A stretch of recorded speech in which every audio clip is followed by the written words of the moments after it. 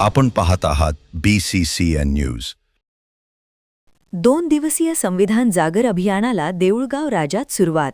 माजी न्यायमूर्ती BG Kolse Patil, doctor Ram Puniyani यांनी केले उद्घाटन.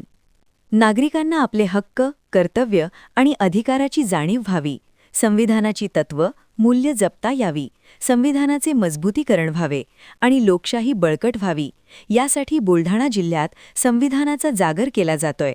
त्या अनुषंगाने 31 जानेवारी व 1 फेब्रुवारीला देऊळगाव राजा येथे 2 दिवसीय संविधान प्रशिक्षण शिबिराचे आयोजन करण्यात आले असून या शिबिराचे माजी न्यायमूर्ती BG कोळसे पाटील, डॉक्टर राम पुनियानी यांच्या हस्ते आज या शिबिराचे उद्घाटन करण्यात आले.